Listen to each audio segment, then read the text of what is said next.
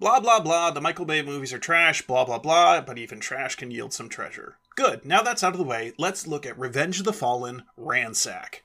Revenge of the Fallen may not have been a great movie, but it did give us some incredibly well-designed and innovative figures back in the day. Ransack is one of the smaller releases of the Revenge of the Fallen toy line, and he was one of the figures I was most excited for back then. I love a good unorthodox design, and Ransack just nails it. According to his bio, this iteration of Ransack is one of the earliest Cybertronians to learn how to fly, and he reveled in his supremacy, but never bothered to keep with the times, so he quickly became old technology. Obsolete, you might say. The design of this toy is a perfect match to his profile. You look at Ransack, and you can just see the ancient vibes of his design. The skeletal arms and legs, the fragility of his structure. It definitely gives off a steampunk or a naked C-3PO on a bender vibe.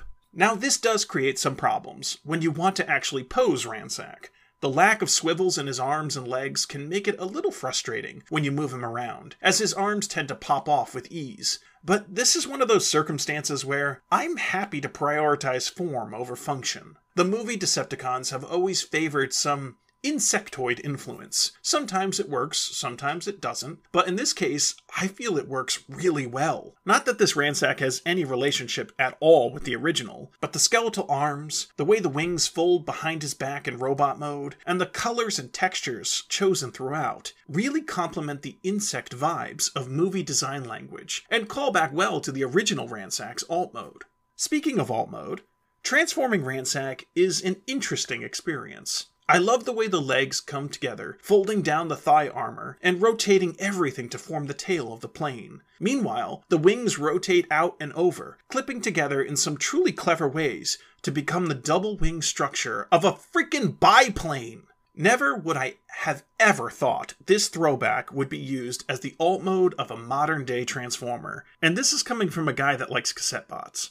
I love his alt mode.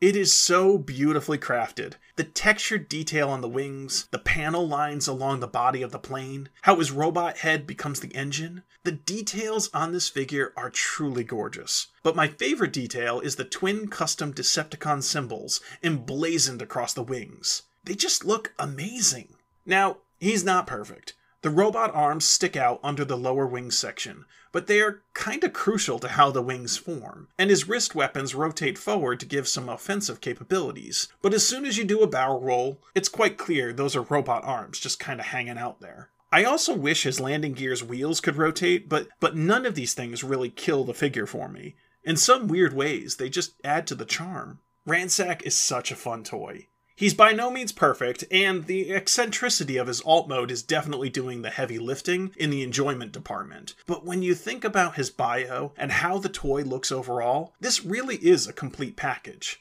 The design of this figure tells a story all by itself. A story that is honestly way more interesting than the film the toy line heralded from.